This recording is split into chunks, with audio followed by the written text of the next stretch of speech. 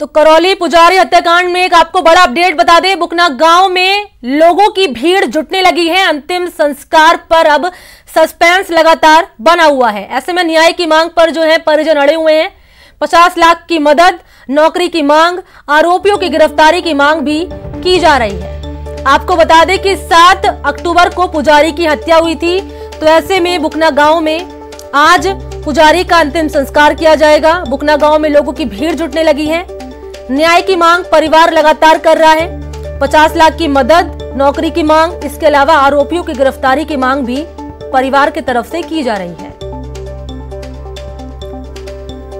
तो करौली पुजारी हत्याकांड में अपडेट आपको बता रहे हैं। बुकना गांव में लोगों की भीड़ जुटने लगी है क्योंकि आज ही शव आएगा बुकना गांव में। पुजारी का आज ही अंतिम संस्कार किया जाएगा।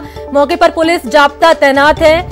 कई पुलिस फोर्स मौके पर तैनात है। इसके अलावा जो परिजन हैं वो न्याय की मांग कर रहे हैं। वो बोल रहे हैं कि आरोपियों को फांसी दो।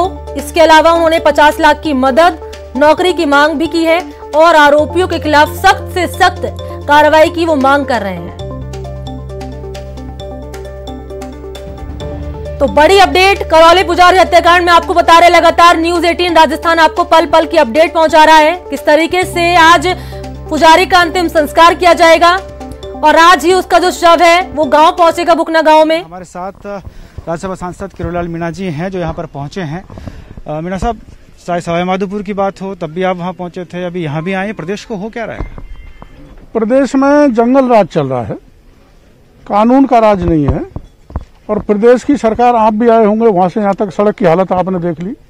न विकास की तरफ ध्यान है, एक ही तरफ ध्यान है कि कुर्सी कैसे बची रहे। आपस में लड़ रहे हैं, झगड़ रहे हैं। जनता के, राजस्थान की जनता के दुख दर्दों की उनको चिंता नहीं है। और छोटे मोटे दुख दर्द नहीं, आपने देख लिया, इससे बड़ा कोई दुख दर्द हो सकता है कि एक पुजारी को जिंदा जला दिया जाए।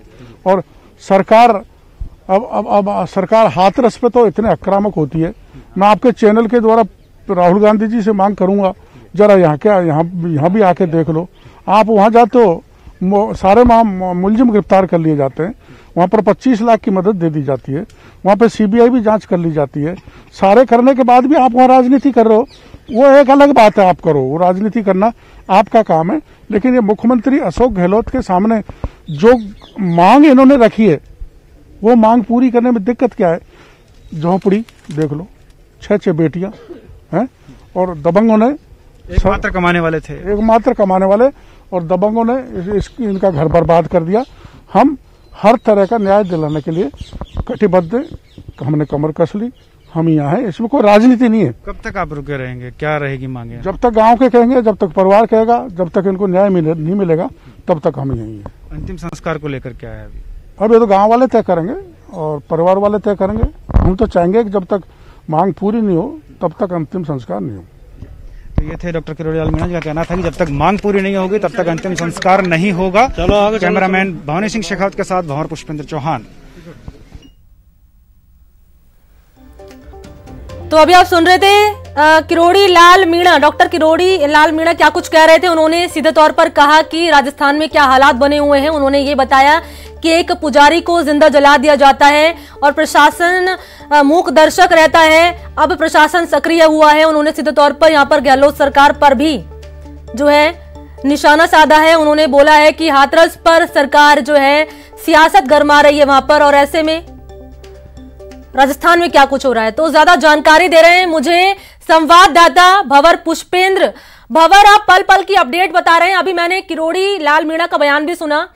सियासत की गंगा में हर कोई हाथ धो रहा है, लेकिन ये कोई नहीं बता रहा कि पीड़ितों, बहन की, बेटी की, मां के आंसू कैसे सूखेंगे, कैसे उनको इंसाफ मिलेगा, ये कोई नहीं बता रहा।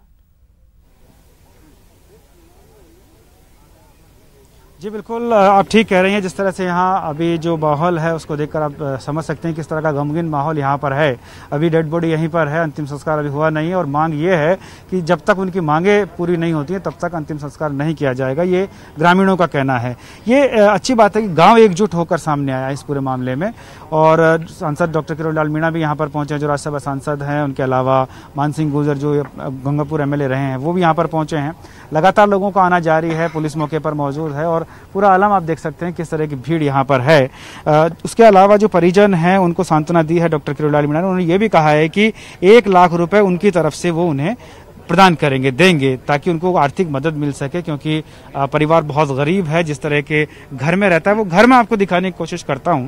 देखिए ये घर है जहां पर वो परिवार रहता है। झोपड़ी नुमा घर था और एक और झोपड़ी वहां पे बनाने की कोशिश थी, लेकिन उसी दौरान ये बड़ा हादसा हो गया।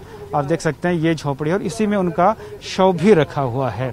अंदर की तरफ उनका शव रखा हुआ है। डॉक्टर किरोड़ीलाल मीणा यहाँ पर हैं, उनके परिवार से बातचीत कर रहे हैं। देखिए यहाँ आप देख सकते हैं तस्वीरों में। आगे हम चलेंगे तो आप यहाँ देख पाएंगे कि यहाँ ये उनका शव देखिए यहाँ पर रखा हुआ है। ये मैं आपको दिखाने की कोशिश कर रहा हूँ। ये देखिए ये अभी अंतिम संस्कार के लिए यह जला शव इंतजार कर रहा है कि अंतिम संस्कार कब होगा, लेकिन फिलहाल अभी कोई आसार नज़र नहीं आ रहे हैं, क्योंकि जिस तरह से ये पूरा माहौल बना हुआ है। तो ये देखिए परिजन भी जो हैं वो यहाँ पर मौजूद हैं। आप देख सकते हैं कि जो महिलाएं हैं उनकी बेटियां हैं, 6 बेटियां हैं उनके घर में और एक मात्र बेटा है जो मानसिक रूप से स्वस्थ नहीं है। 6 बेटियां उनकी हैं। जिस तरह से उनकी पत्नी ने बताया था कि आटा गाँव से लेकर आते हैं पूजन के नाम पर, और यहाँ उनके परिवार का उससे गुजारा चलता था। लेकिन अब इस परिवार का क्या होगा ये बड़ी बात है, क्योंकि कमाने वाला जो व्यक्ति था वो चला गया। और ये देखिए ये आप समझ सकते हैं उनके चेहरे देखकर, उनके आंसू देखकर कि किस तरह के हालात जो है वो अब उनके सामने आने वाले हैं। उनकी जो पत्नी है उनसे मैं एक बार फिर से बात कर सकता हूँ, मेरे पास में है। क्या सजा मिलनी चाहिए ऐसे लोगों को?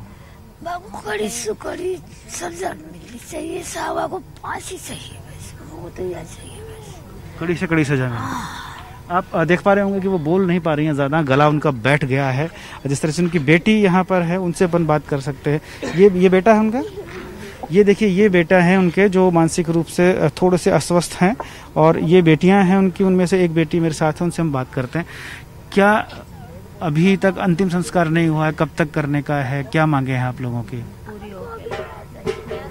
उनको अभी ना चाहिए पूरा।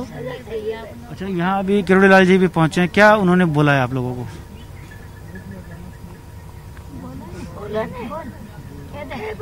आप समझ सकते हैं कि शब्द जो हैं वो नहीं, इस समय गमगीन है पूरा माहौल, तो वो शब्द जो हैं वो उनके ज़बान से नहीं आ रहे हैं। लेकिन जो भी पूरा माहौल है वो मैंने आपको तस्वीरों में दिखाया है। एक बार फिर से मैं उस घर की तस्वीर दिखाने की आपको कोशिश करता हूं जिस घर में ये लोग रहते थे, ये पूरा परिवार रहता था, और यहीं पर अब उनका शव भी रखा हुआ है। परिजन बैठे हुए हैं, लोग यहाँ पर पहुँच रहे हैं, लगातार जमावड़ा बढ़ता जा रहा है। जिस तरह से मुख्यमंत्री ने संवेदना जताई है कि वो त्वरित कार्रवाई होगी और दोषियों को नहीं बख्शा जाएगा, कोशिश भी यही होनी चाहिए। लेकिन फिलहाल आप देख सकते हैं जिस तरह से का माहौल यहाँ पर है वो आपके सामने है। क्या कुछ इस परिवार के साथ हुआ है, क्या कुछ परिवार ने खोया है, एक बड़ी विडंबना, एक बड़ी पीड़ा जो है वो परिवार झेल रहा है। भंवर, आपने हर तस्वीर दिखाई, आपने माँ का बयान आपने सुनाया। बेटी बोल नहीं पा रही है क्योंकि उसके पास शब्द ही नहीं है, वो रो रो कर बुरा हाल है। और आपने घर की हालात दिखाई कि परिवार किस तरीके से अपना गुजारा करता था। परिवार में एक सदस्य था कमाने वाला। ऐसे में न्यूज़ 18 राजस्थान इस खबर को इसलिए दिखा रहा है ताकि ये जो तस्वीर है, ये जो आवाज है, ये प्रशासन के कानों तक पहुंचे और पुलिस अधिकारियों तक, उस पुलिस महकमे तक को पता चले कि अगर वो थोड़ी सी भी सक्रियता बरतते तो शायद आज उस पत्नी ने अपना पति नहीं खोया होता और उस बेटी ने आज अपना बाप नहीं खोया होता। भंवर, जी बिल्कुल आप सही कह रहे हैं कि अगर सक्रियता बढ़ती जाती तो शायद आज इस परिवार की मनोदशा जो आज है वो नहीं होती। ये परिवार आज आंसुओं के साथ यहाँ अंतिम संस्कार की बाट नहीं जोड़ा होता। पति का इंतजार पत्नी करती रही, बेटियां अपने पिता का इंतजार करते रही, लेकिन पिता नहीं लौटे। आप देखिए कि सरेआम जला दिया गया, पेट्रोल डालकर जला दिया गया। इससे बड़ा और अपराधियों का इकबाल बुलंद क्या हो सकता है। प्रदेश में इस तरह की घटना शर्मसार करती है, कानून व्यवस्था पर सवाल निशान लगाती है। लॉ एंड ऑर्डर की स्थिति जो है वो मेंटेन रहेगी, कोशिश तो रहेगी, लेकिन जो अभी हुआ है, जो परिणाम आपके सामने देखिए, शव अभी तक अंतिम संस्कार की बाट जो रहा है, कल रात से यहाँ शव पहुंचा हुआ है, अंतिम संस्कार की बाट ये जो रहा है। सूरज उग चुका है, तमाम लोग भी इकट्ठा हो चुके हैं, लेकिन अभी तक पूरे गांव की जिद ये है कि जब तक उनकी मांगें नहीं मानी जाती हैं तब तक उनका अंतिम संस्कार नहीं होगा। 5 मुख्य मांगे उनकी है, उसमें एक मांग है कि 50 लाख। बिल्कुल, और ऐसे में महत्वपूर्ण सवाल यही रहेगा कि आखिर क्या राजस्थान में हम वही सवाल पूछ रहे लगातार, क्या पुलिस का इकबाल खत्म हो गया है? कब परिजनों को इंसाफ मिलेगा और क्या ऐसी ही तस्वीर सामने आती रहेगी? कब प्रशासन जो है ग्राउंड रिपोर्ट पर, ग्राउंड लेवल पर जाकर सख्ती बरतेगा? शुक्रिया भवन, तमाम जानकारी के लिए। आपसे अपडेट आगे हम लेते रहेंगे। तो यहां रुकते हैं छोटे से ब्रेक के लिए, जल्द हाजिर होते हैं।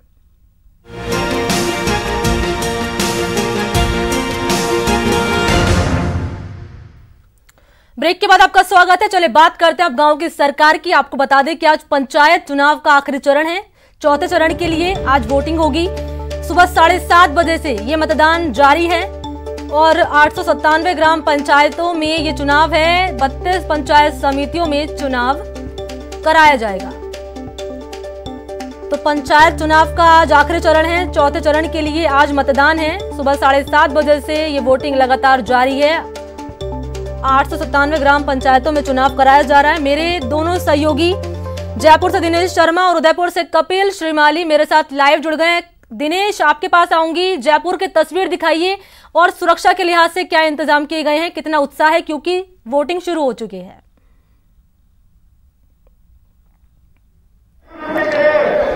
मणि, देखिए, उत्साह की अगर बात करें मतदाताओं में तो जबरदस्त उत्साह मतदाताओं में नजर आ रहा है। जिस तरह की तस्वीरें हमने पहले 3 चरणों में देखी थी, उसी तरह की कुछ तस्वीरें हैं जयपुर की नरेना ग्राम पंचायत में इस वक्त हम हैं और यहाँ पर जो आप देख सकते हैं मतदाताओं का उत्साह है। लंबी कतारें यहाँ पर सुबह से लगी हुई है। तकरीबन पौन घंटा जो है वो हो चुका है, मतदान की प्रक्रिया शुरू हुई है और कतारें जो है वो लगातार लंबी होती जा रही है और खासतौर से महिलाओं में ज्यादा उत्साह जो है वो नजर आ रहा है। आप देख सकते हैं कहीं ना कहीं सोशल डिस्टेंसिंग की भी हम कह सकते हैं कि वो भी जो है वो पूरी तरीके से उसकी पालना नहीं की जा रही है। हालांकि व्यवस्था पूरी की गई थी, बाकायदा गोले यहाँ पर बनाए गए थे सोशल डिस्टेंसिंग के लिए, लेकिन जैसे जैसे भीड़ बढ़ती जा रही है वैसे वैसे वो सब नियम कायदे जो है वो दरकिनार होते जा रहे हैं और सोशल डिस्टेंसिंग की कहीं कोई पालना होती हुई नजर नहीं आ रही है। हर जो बूथ यहाँ पर बनाया हुआ है, सभी बूथों पर जो है वो लंबी कतारें हैं। और नरेना ग्राम पंचायत की अगर बात करें तो काफी महत्वपूर्ण ये ग्राम पंचायत है और कई मायनों में ऐतिहासिक ये ग्राम पंचायत है, साथ ही धार्मिक महत्व काफी है।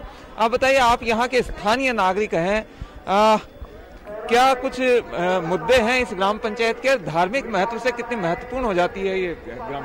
नरेना ग्राम पंचायत एक दादू नगरी के नाम से विख्यात है, जो कि पर्यटन के क्षेत्र में काफी यहाँ काम पूर्ववर्ती सरकारों ने कराया है। लेकिन यहाँ बिजली, पानी, चिकित्सा इनकी और शिक्षा की कम महत्व होने के कारण ये गांव 2 बार पहले नगरपालिका रह चुकी है यहाँ और 2 बार पंचायत इस बन चुकी है। लगातार पंचायत और नगरपालिका में तब्दील होने के कारण यहाँ का विकास पूरी तरीके से नहीं हो पाया है। और ये आज जो है वार्ड पंच और सरपंच के लिए चुनाव है। कितने प्रत्याशी यहाँ सरपंच पद के लिए भाग्य आजमा रहे हैं? कितने वार्ड पंच के लिए प्रत्याशी है?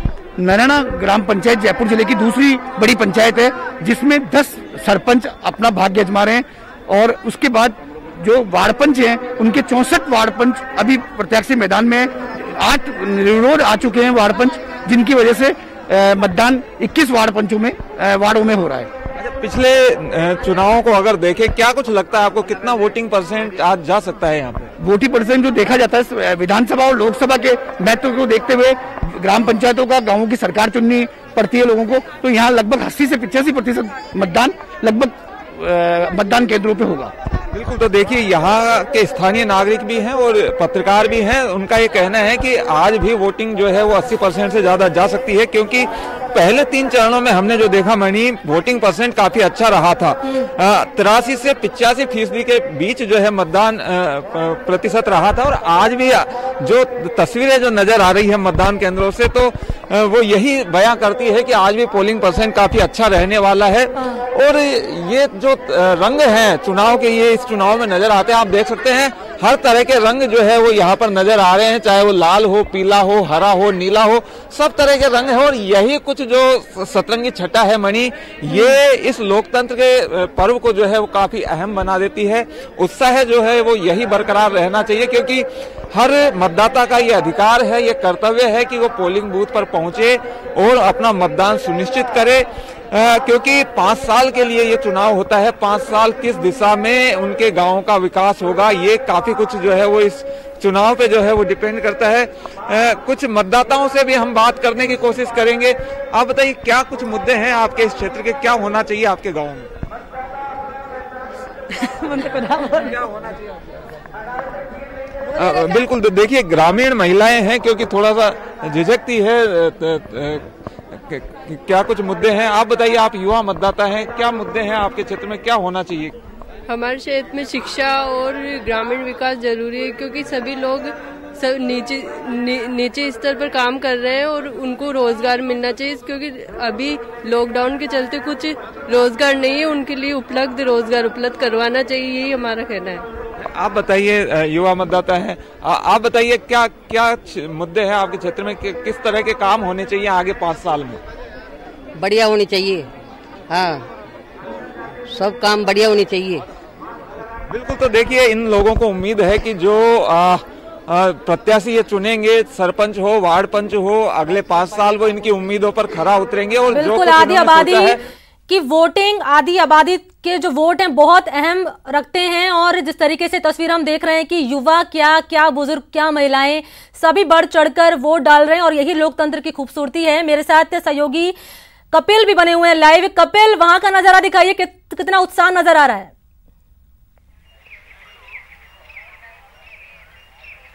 जी बिल्कुल, देखिए लोकतंत्र की खूबसूरती इसी में है कि 100% मतदान हो और जो मतदाताओं की पसंद की सरकार चुनी जाए। आप देखिए यहाँ पर भी मतदाताओं का उत्साह देखते ही बनता है। सुबह 7:30 बजे से वोटिंग शुरू हुई और उसके बाद में मतदान केंद्रों पर जो कतारें लगी है वो अभी तक जारी है।